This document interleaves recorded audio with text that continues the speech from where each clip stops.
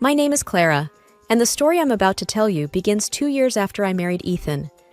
Our love story was like a fairy tale at the start. We met at a summer music festival. I remember dropping my drink, and when I looked up, there he was, offering me his. His smile was genuine, his eyes sincere. It felt like one of those moments when you just know. "Need a hand?" he had asked, pointing at the spilled drink on the ground. I had laughed, feeling embarrassed. "Looks like I do." We talked for hours that night. From our favorite movies to our shared love of hiking, it felt like we'd known each other forever. By the end of the festival, Ethan and I were inseparable, and within a year, we were married. However, life has a way of bringing challenges. For us, that challenge came in the form of Ethan's family, particularly his mother, Mrs. Mason, and his sister Lila. I moved into the family home after the wedding. It was Ethan's idea. He said it would help us save for our own place. I was hesitant, but eventually agreed. At first, Mrs. Mason seemed welcoming, but as days turned into weeks, her true nature began to show. Every decision I made, whether it was about the house, Ethan, or even the smallest things like what to cook, was met with criticism. "Ethan doesn't like spicy food," she would remark when I tried making a new recipe. It felt odd because Ethan and I had shared spicy dishes on many of our dates. "Did you know that, Clara?" Lila would often chime in through Skype from Hawaii, her tone always condescending. "You should pay more attention to what my brother likes." Even when they were not together, Lila and Mrs. Mason seemed to be on the same team, always pointing out what they felt I was doing wrong. Ethan, on the other hand, was often caught in the middle. I expected him to stand up for me, but he rarely did. Most times, he chose to stay quiet, which felt like a betrayal. One evening after dinner, I tried discussing it with him. "Ethan, do you notice how your mother and Lila treat me?" He looked uncomfortable, shifting in his seat. "They're just looking out for me, Clara. They want the best for me." I felt a lump in my throat. "And am I not the best?" He sighed, avoiding my eyes. "It's not that. They just need time to get used to you."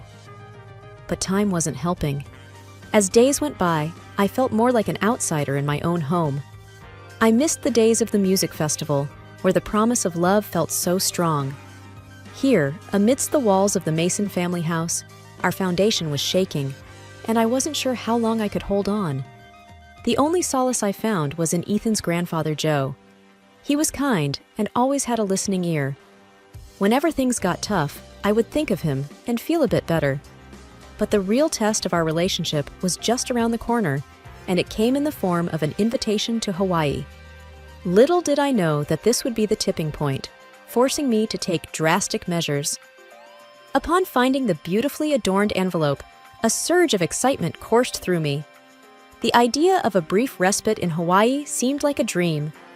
I quickly opened it, and the words, "You're invited," gleamed in golden letters. It was an invitation to Grandpa Joe's 80th birthday. The prospect of spending time with Grandpa, who always showed me kindness, filled me with hope. Just as I was getting lost in the details of the invitation, Ethan entered. "What's that?" he asked, not even bothering to hide the hint of annoyance in his voice. "It's an invitation from your grandfather. He's celebrating his 80th birthday in Hawaii," I replied, trying to gauge his reaction. Ethan took a quick glance. "Oh, that. Lila mentioned it." His tone caught me off guard. "She did? Why didn't you tell me?" He shrugged, dismissing the matter. "Must have slipped my mind." The phone suddenly rang, its shrill tone piercing the room.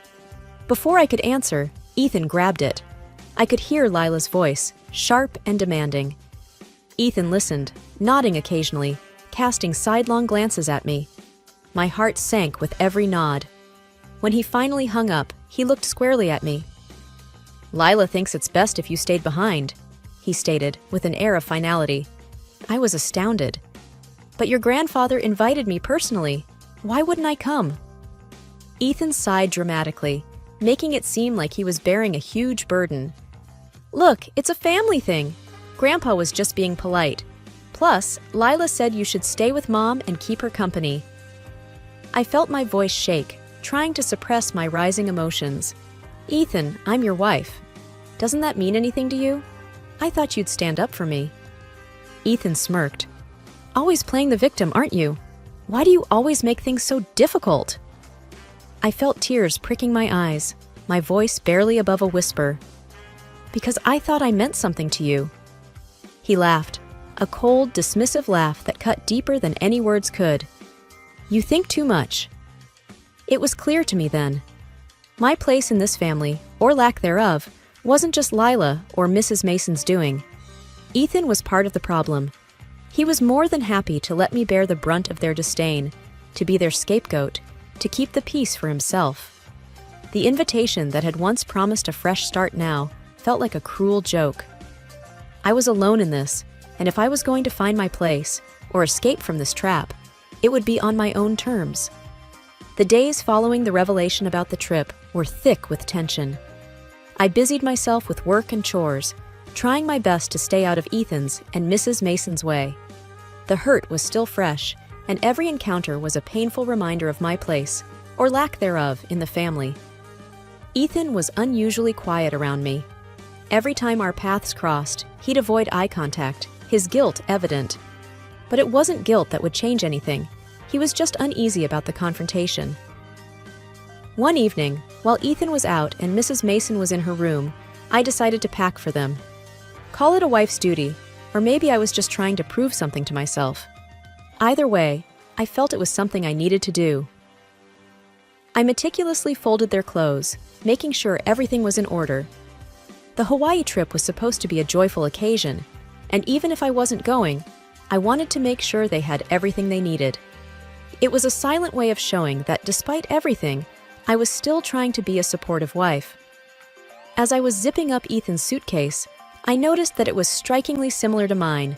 Same size, same color, same brand. A mischievous idea began to form. I could switch the suitcases. Ethan's had all the important travel documents for him and Mrs. Mason.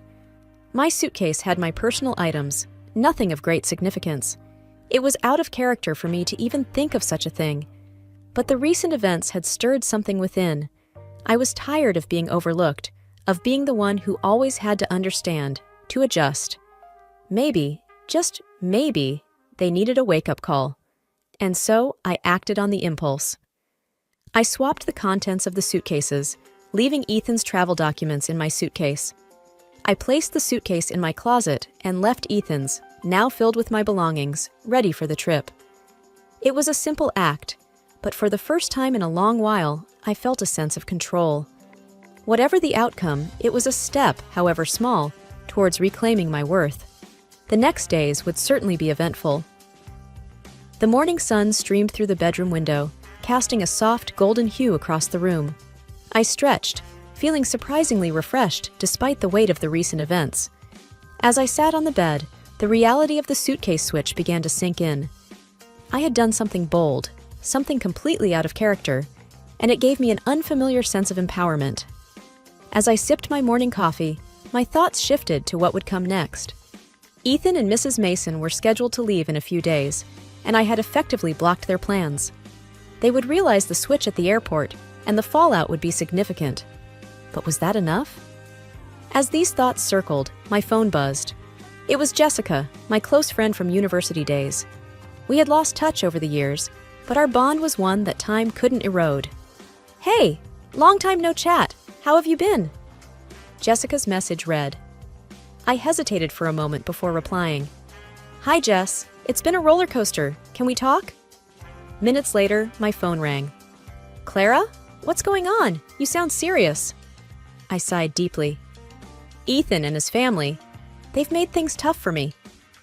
Jessica listened patiently as I narrated the events leading up to the suitcase switch. When I finished, there was a pause before she finally spoke. "Wow, Clara.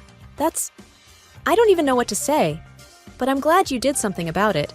You've always been too nice." I chuckled. "Yeah, maybe too nice for my own good." Jessica continued. "You know, if you need a break, you should come over to my place. It's been ages since we caught up, and maybe some time away will do you good." The idea was appealing. "Are you sure? I wouldn't want to impose." "Nonsense. It'll be just like old times. Plus, I could use the company." a plan began to form in my mind. Not just a short-term plan to evade the immediate fallout of the suitcase switch, but a long-term one, a plan to take back control of my life. Okay, Jess, I'll come, but I want to do more than just visit. I need a fresh start, away from all this mess.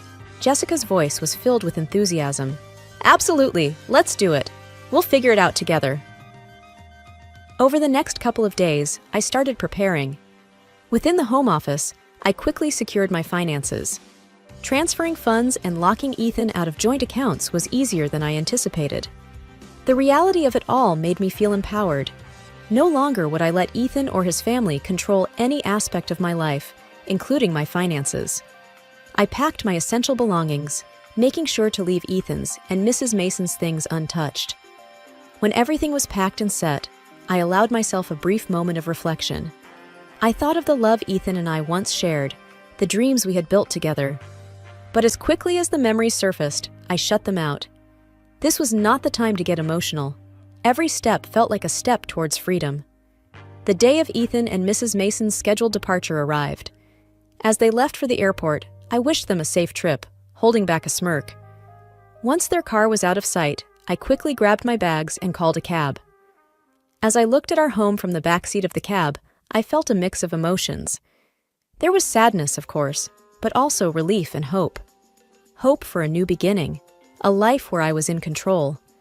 Jessica was waiting for me when I arrived at her apartment. We hugged tightly, two old friends reconnecting in the midst of chaos.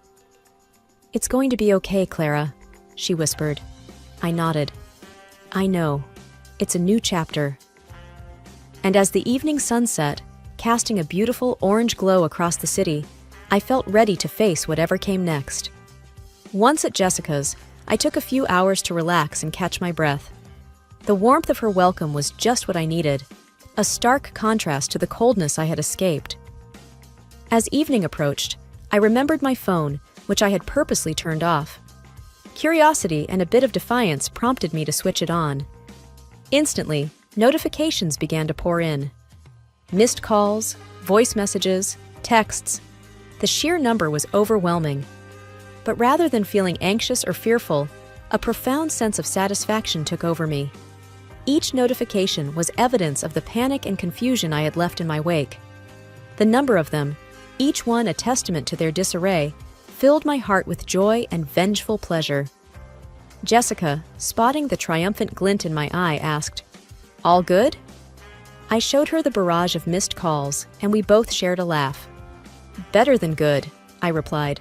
"To new beginnings and finding your own path," Jessica toasted, raising her glass.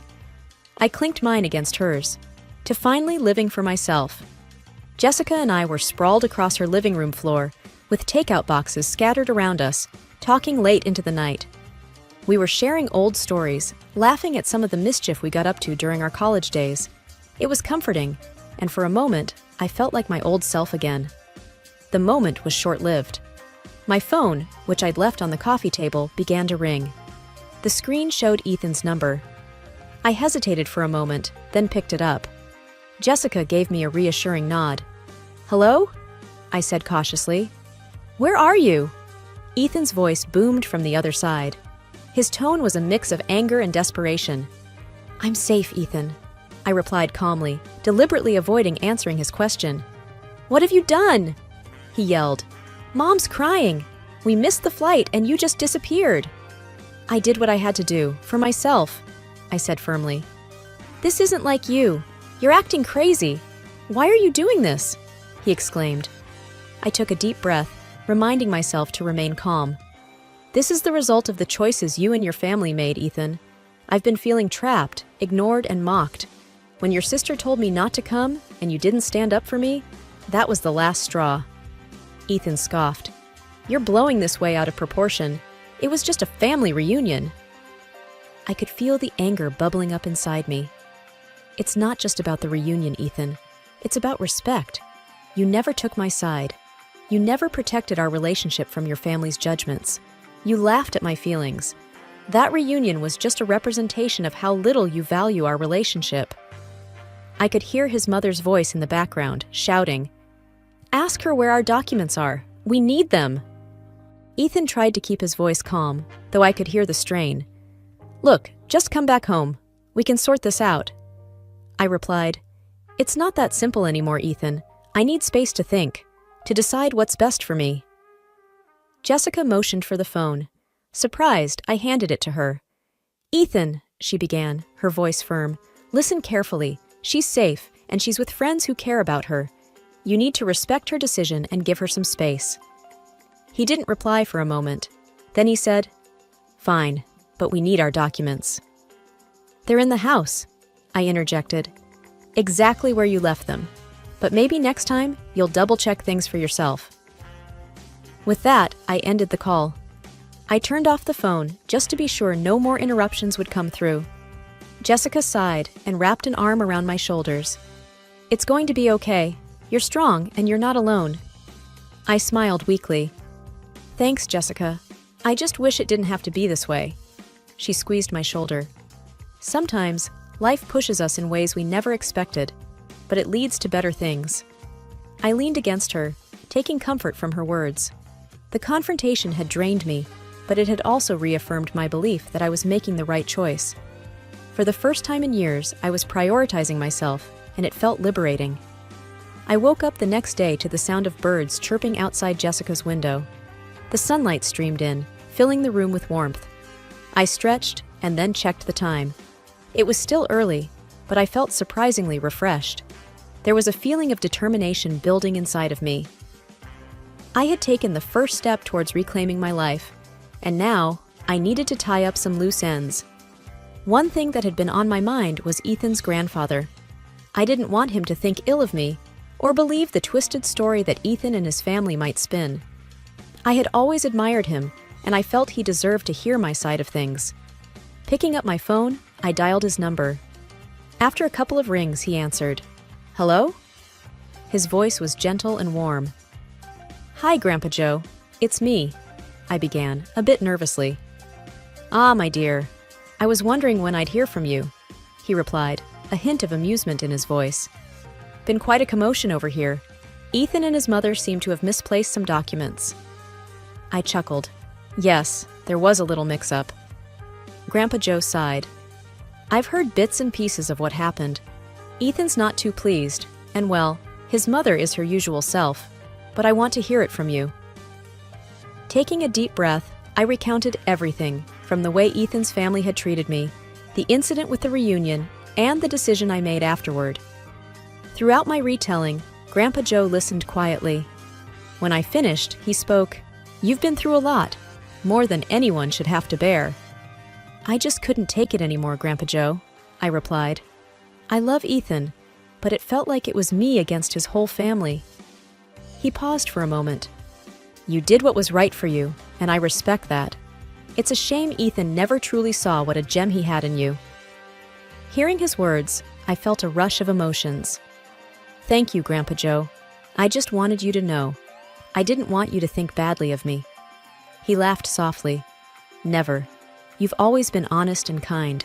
Sometimes you have to make tough decisions to protect yourself." "I wish things had been different," I whispered. "Life has a way of moving in mysterious directions," he replied. "But remember, each challenge you face only makes you stronger." We spoke for a bit longer, discussing his upcoming birthday plans and how he hoped I would visit him someday. Before we ended the call, he said, "You have my blessing, dear, whatever path you choose." Hanging up, I felt a weight lifted off my shoulders. With Grandpa Joe's understanding and support, I felt even more resolute in my decision. Whatever the future held, I was ready to face it head-on. Life without Ethan and his toxic family was like a breath of fresh air. It was as if I had been underwater for so long that I had forgotten what it felt like to simply breathe. Every morning, I woke up with a sense of purpose and joy. I no longer had to tiptoe around or constantly be on guard, dreading the next insult or confrontation. With each passing day, my self-worth grew. I started seeing a therapist who helped me understand that I deserved better. As weeks turned into months, my strength was evident, not just to me but to those around me. Friends commented on how my eyes sparkled differently, and even acquaintances noticed the bounce in my step. But the most significant change was internal. No longer was I consumed by anger or the desire for revenge. Instead, a sense of peace settled in. I had reclaimed my life. Each day was an opportunity to rediscover who I truly was, without the shackles of a demeaning relationship. One evening, as I was settling in with a book, my phone buzzed. I picked it up and saw a message from Grandpa Joe. "Stay strong," it read. "You're doing better than you know." Grandpa Joe had become an unlikely pillar of support during my transition. His decision to change his will was a statement, but his continued messages and calls were a testament to his belief in me. Despite our limited past interactions, he became someone I could confide in. He shared stories of his youth, his struggles, and how he overcame them. Each tale was a lesson, a beacon guiding me through my journey. Soon, I embarked on new ventures. I took up classes, traveled to places I had always wanted to, and even started a small online business. With every achievement, no matter how small, my confidence surged. Grandpa Joe once told me, "Life has a way of balancing things out. You've seen the rough tides, now it's time for calm waters." And he was right. The past was behind me, and the future looked brighter than ever. The road ahead was filled with endless possibilities, and I was ready to embrace them all.